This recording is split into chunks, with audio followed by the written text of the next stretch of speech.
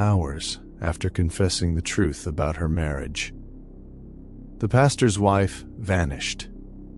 She walked out of the small church office, closed the door behind her, and stepped into the night air without a single word to anyone. No goodbye, no trace, no witnesses, just the faint echo of a woman who sounded tired, shaken, and finally ready to speak. For years, she stood beside her husband as the perfect example of unity. Someone the congregation admired, someone people pointed to when they wanted proof that a good marriage still existed. But that night, after finally letting someone hear the truth she had carried alone, everything changed. She told them she was afraid. She told them she couldn't keep pretending. She told them the image everyone praised was not the life she lived behind closed doors. And she ended her confession with a quiet sentence that would replay in investigators' minds for months. "I can't do this anymore." Less than 3 hours later, she was gone. How does a woman disappear so quickly after revealing the one secret her husband never wanted the world to hear? How does someone surrounded by friends, family, and an entire congregation slip away without leaving a single sign of where she went, or who might have wanted her to stay silent in the days that followed? Officers walked through the church hallways she used to decorate for events, searching for anything that could explain her final moments. They reviewed phone records, retraced her last movements, and interviewed those who saw her that evening. And with each new discovery, the case stretched further away from the story the community thought they knew.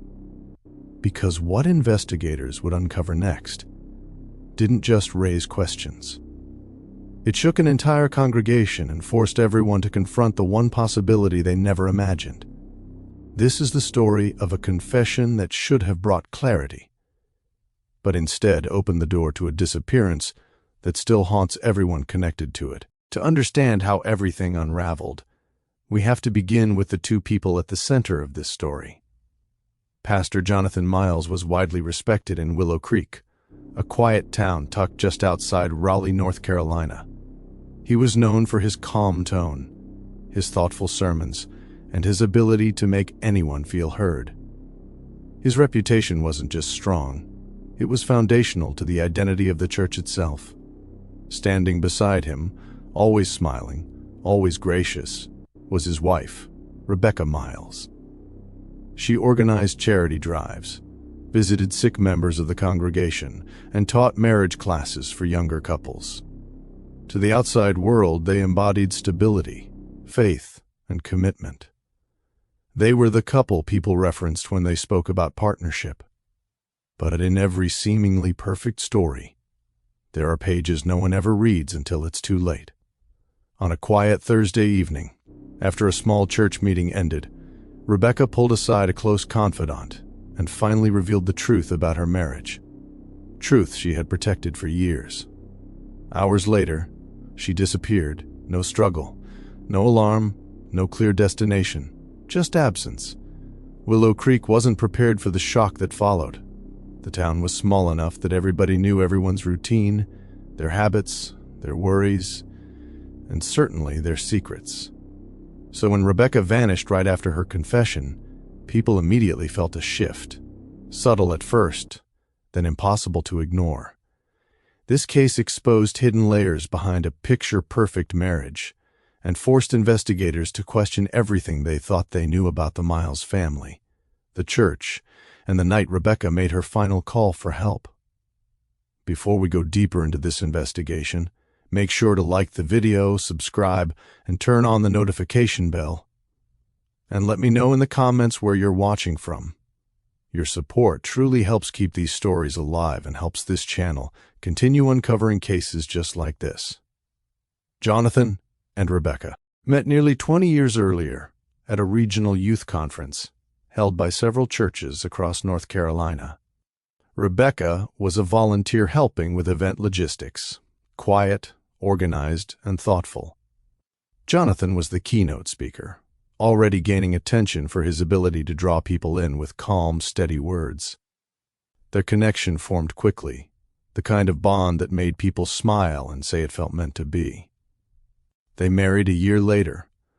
By the time Jonathan became the pastor of Willow Creek Community Church, they were seen as inseparable.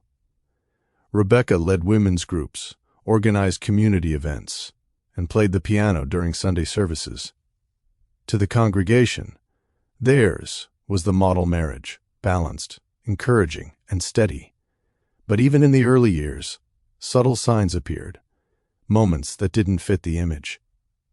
Members of the church recalled seeing Rebecca withdraw during gatherings, staring down at her hands during disagreements, or stepping outside after tense conversations with Jonathan. A few close friends remembered her making vague comments about keeping peace or trying not to upset anyone. At the time, those remarks seemed harmless. Now, they feel like warnings that went unnoticed. On the evening of her disappearance, Rebecca asked for a private conversation with one of her closest confidants, Linda Carter, a longtime church member and someone she trusted deeply. They sat in a small storage room behind the choir hall, a quiet space she often used when she needed a moment away from the noise. There, with her hands trembling, Rebecca finally spoke the truth she had carried alone. She said the marriage was not what people believed. She admitted she felt controlled, monitored, and emotionally exhausted. She spoke of arguments behind closed doors that lasted late into the night. She revealed financial tension she had never understood, decisions made without her input, and moments that left her afraid of what might happen next. Her voice cracked as she told Linda, "I can't keep pretending everything is fine." She said she had thought about leaving, even packing a small bag days earlier, but couldn't bring herself to take the final step. Linda described Rebecca's tone as defeated, yet strangely relieved, like someone who had finally released the weight of years she never dared to explain. But that confession would be the last time anyone heard her voice. Rebecca left the church around 9:42 p.m., according to 2 separate security cameras placed near the side entrance. She was seen walking toward her car, slowing down twice as if deep in thought. She did not appear to be in a hurry. She did not make a call. She simply unlocked the vehicle, got inside, and drove away. Investigators later reconstructed the timeline of her final movements.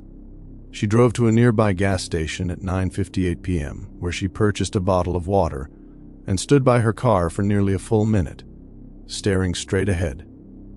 The clerk noticed she looked pale, almost unsettled, but said nothing. At 10:10 p.m., traffic camera footage captured her turning onto Old Briar Road, a quiet stretch leading to her home. She was expected to pull into her driveway around 10:17 p.m., but she never arrived. Jonathan claimed he was home preparing the next Sunday's sermon. He reported that he didn't know she was missing until the next morning, when she failed to show up for a women's breakfast meeting at the church. Friends who heard the news reacted immediately. Rebecca was not the type to disappear or ignore commitments. Family members tried calling her, only to reach voicemail every time.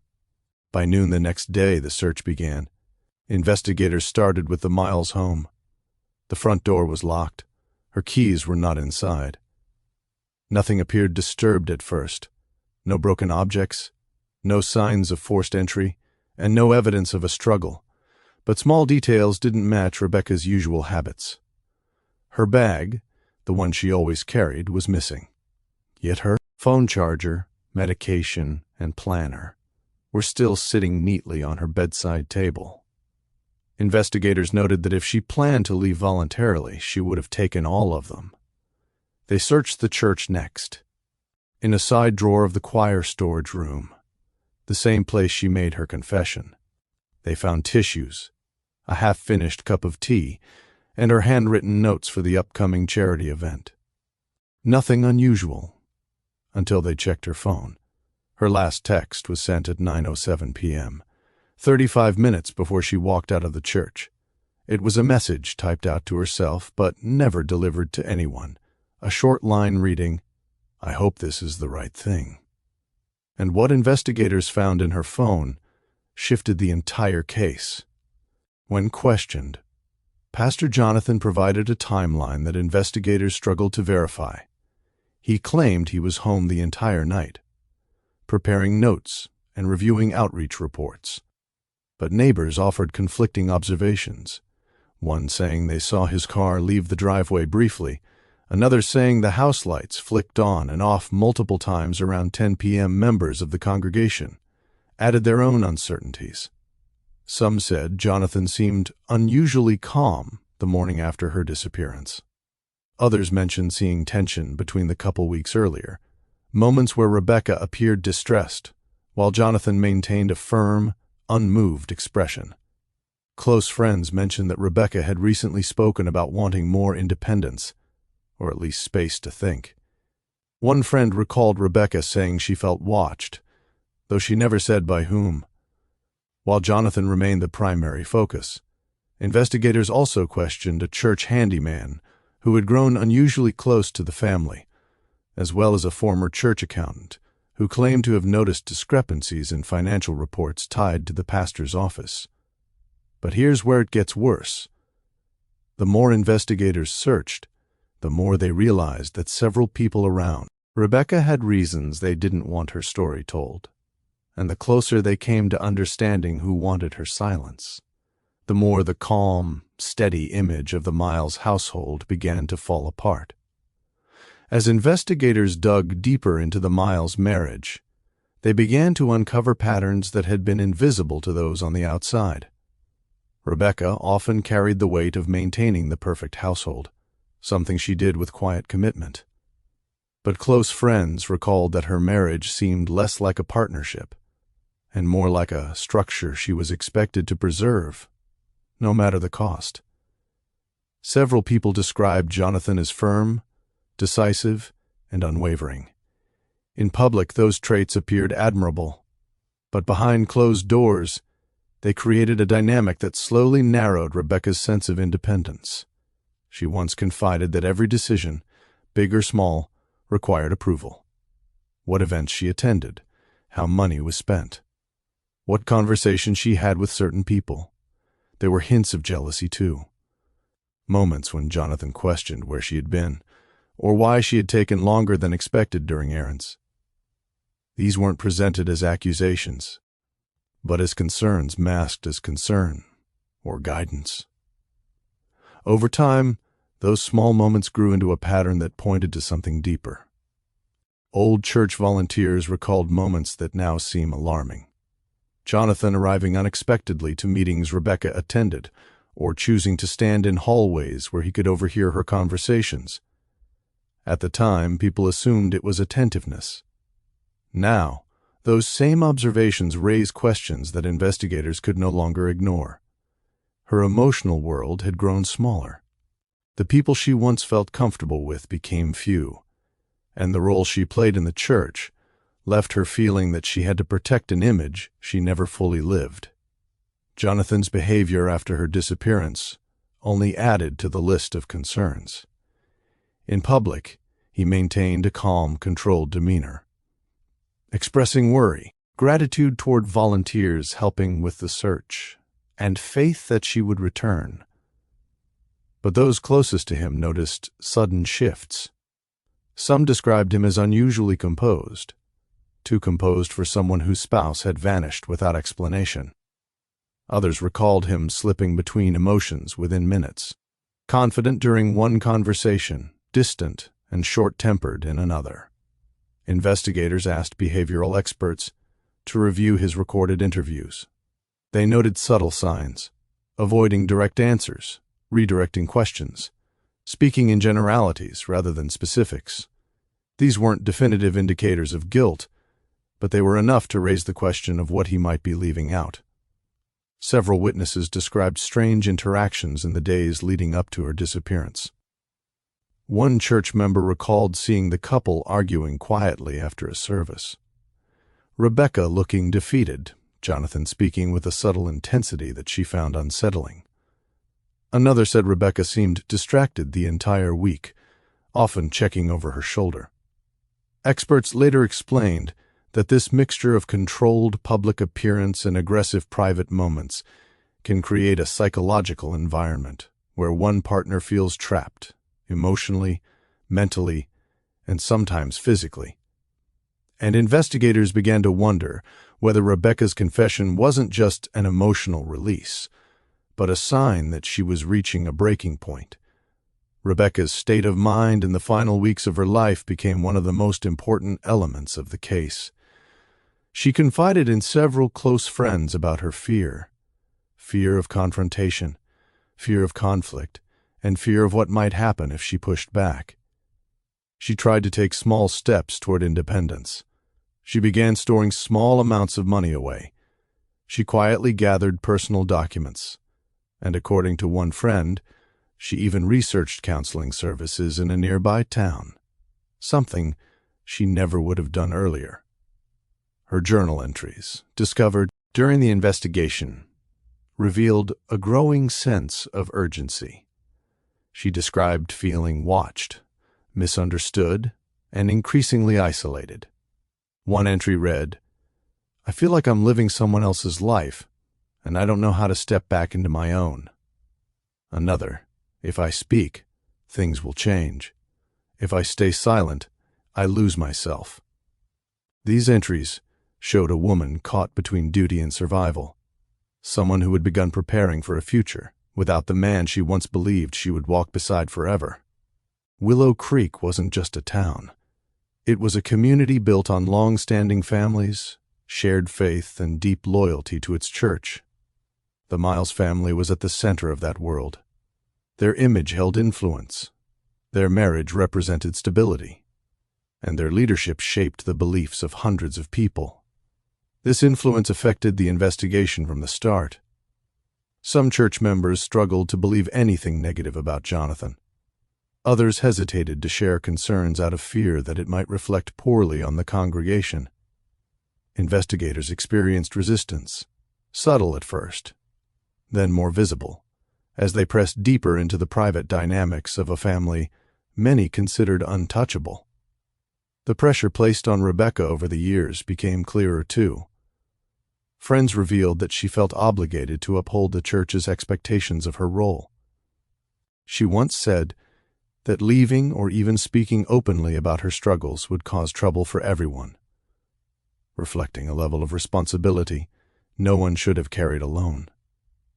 It became evident that the structure surrounding her, family, faith, reputation, and tradition, had made it nearly impossible for her to express her pain safely. And yet, the truth she carried was heavier than anyone realized. For weeks, investigators circled the same questions, the same timelines, the same explanations the pastor had rehearsed with unnerving calm, until one evening, almost anticlimactic in how quietly it happened, a young officer reviewing old digital files noticed something unusual. It was a single unsent draft email recovered from the wife's cloud account, time-stamped hours before she vanished. The subject line read, "If anything happens to me." The message itself was incomplete. Only 2 sentences typed before it cut off. "He wasn't the man I thought he was. Please check the recordings." Recordings. Plural. But no recordings were found in her phone, tablet, or laptop. So investigators dug deeper, into backup drives, old devices, even her church office computer, which the pastor insisted she rarely used. That's where they found it. A hidden folder tucked behind layers of renamed system files, something most people wouldn't know how to create. Inside were 9 audio files. Each one captured a moment she had quietly recorded in their home. Arguments, accusations, and most alarming, an incident where she said she feared for her life. Her voice trembled in the recordings. His voice shifted, from sweet to persuasive, to commanding, to something colder than either. The timeline grew sharper. Phone pings confirmed the pastor was the last person to see her. Neighbor cameras caught his car driving out far earlier and returning far later than he admitted. GPS data from his truck showed a detour to an isolated back road, a place with no reason to visit at that hour. And then came the biggest forensic breakthrough. Traces of soil from that same isolated road were found on his spare shoes, shoes he had tried to donate the very next day. Every overlooked detail suddenly had gravity. Every small inconsistency linked back to him. The case was no longer a tangle. It was a straight line. The morning authorities decided to bring him in. The pastor was preparing for midweek service, ironing his shirt, reviewing his sermon notes, practicing the same smile he wore before every congregation. Detectives approached him calmly, but the moment they mentioned the recordings, his demeanor shifted, just slightly, but enough. Breathing quickened. His lips tightened. His hands trembled. In the interrogation room, he tried to begin with scripture, then with charm, then indignation. But the detectives weren't moved. They laid out the timeline, reconstruction, the surveillance footage, the GPS trail, the hidden recordings. His responses grew stranger. He insisted she was confused, then emotionally unstable. Then, minutes later, that she must have staged something. None of it aligned. When confronted with the soil evidence, he fell into a chilling silence, one so long the recording device picked up the buzz of the air vent. Then, almost under his breath, he said, "You don't understand what she was capable of," a phrase investigators would later describe as revealing more than he intended. Pressure mounted. Contradictions piled up, and as the interview neared its breaking point, one detective concluded the session with a line that would echo through the documentary. "Pastor, this isn't adding up." And that's not even the strangest part. Hours later, he was arrested. The news spread through the community faster than any sermon he had ever preached. The courtroom was packed from the first day. Church members sat on one side, her grieving family on the other. Between them, a space carved out by the weight of years of unanswered questions. Prosecutors leaned heavily on digital forensics and her secret recordings. Experts explained the manipulation, control, and escalating psychological patterns present in his behavior. The defense tried to paint him as a misunderstood spiritual leader, a man trapped by rumors, jealousy, and a troubled marriage. But the evidence was too deeply rooted, too detailed, too consistent. When the verdict was read, the gallery went silent. Guilty. Some cried softly. Some gasped. Some bowed their heads in disbelief. Sentencing followed. Years, decades, handed down without hesitation. But controversy followed too. Questions about how much the church had known, whether certain leaders suppressed early concerns, and how many warning signs were brushed aside because of his reputation. It wasn't just a conviction. It was a reckoning. In the weeks after the trial, the church released carefully worded statements, expressing sorrow, emphasizing shock, urging forgiveness. Yet behind closed doors, members whispered. Some admitted they had noticed the pastor's temper. Others remembered the wife's distant eyes. A few recalled the moments she excused herself from gatherings with shaky hands. But none spoke up at the time. Reputation had mattered more than reality. As the truth spread, attendance dropped. Families left. Policies changed. Slowly, reluctantly. Workshops on marital safety appeared. Support groups formed. A silent acknowledgement that the institution had been blind, or simply unwilling to see. Her family, meanwhile, carried a grief that didn't fade with the verdict. They spoke at conferences, advocating for those trapped in controlling marriages, especially within religious communities where image was everything and silence was too often praised as obedience. Documentaries, podcasts, and online discussions kept the case alive, turning it into a larger conversation about marital secrecy, religious authority, and the cost of ignoring emotional red flags. The pastor lost everything. But the wife, her voice lived on through those recordings, through her journal entries, through every warning she had tried to leave behind. In a place where truth was expected to shine brightest, It remained hidden the longest. And yet, the truth she carried was heavier than anyone realized.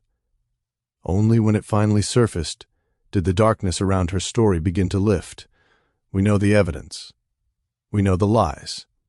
We know the final trail she left behind, a trail she hoped someone, someday, would follow.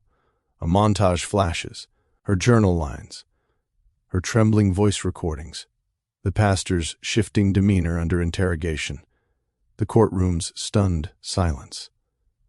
But even now, years later, one question still lingers more than any other. What do you think happened in those final hours before she vanished? The hours only two people ever truly knew. Drop your theory in the comments below. Your perspective might shed new light on a detail we've all overlooked. If this case gripped you, if her courage, her warnings, her silence, and her final stand stayed with you, then join us. Hit like, subscribe, and turn on notifications so you never miss the next deep dive into the cases that change everything. The secrets hidden behind closed doors, the truths buried beneath reputation, and the voices fighting to be heard. Even when no one is listening, her story didn't end with the verdict, and neither does the conversation. This case forces us to confront uncomfortable truths, not just about a marriage, but about the hidden realities we often choose to ignore. It highlights the silent forms of abuse, the kind that leave no visible scars but carve their damage in fear, in secrecy, in isolation, the ethical implications behind protecting public reputation at the expense of someone's safety, how a respected figure can carefully manage a public image while creating a private world built on control. The moral weight of a confession made in desperation, followed by a disappearance that seems almost tailored to erase it. Her story becomes a warning about what happens when someone's cries are whispered instead of spoken aloud. When the people closest to us, family, community, faith circles, value appearance more than truth, and when a person finally gathers the strength to speak, only to vanish before the truth can protect them. The lessons in this case stretch far beyond one marriage. They echo into every home where fear hides behind a smile, into every institution more concerned with image than accountability, and into every life where silence feels safer than honesty. They met young, built a marriage, admired by their congregation. Cracks appeared, private arguments, financial tension, emotional withdrawal, and whispers of controlling behavior. She confided in a trusted friend, revealing truths she had carried alone for years. Hours later, she disappeared. No trace, no struggle, no digital activity. The investigation began, uncovering inconsistencies, deleted messages, staged alibis, and a carefully curated image that began to unravel. The breakthrough came through surveillance, forensic analysis, and testimony from people who finally stepped forward. The case closed, but left behind debates, unanswered questions, and a community forever changed, from confession to disappearance to investigation to the final verdict. Every step revealed something deeper about the fragile balance between perception and truth. Even now, this case leaves behind shadows, moments we still cannot fully explain. The exact trigger behind her final confession remains debated. The full extent of the pastor's actions, motives, and psychological state is still partially veiled. Some believe there were warning signs ignored by people who should have recognized them. Others argue the investigation could have looked harder, had other potential contributors or unexplored events leading up to the disappearance. But what remains undeniable is that she was more than a headline. She was a daughter, a friend, a woman whose voice fought to be heard in the only way she knew how. Her courage to speak, even if only once, became the thread that unraveled the truth. And though justice was pursued, no resolution can fully restore the life that was lost or erase the years hidden behind closed doors. Behind every perfect picture lies a story. Some stay hidden, but others force their way into the light.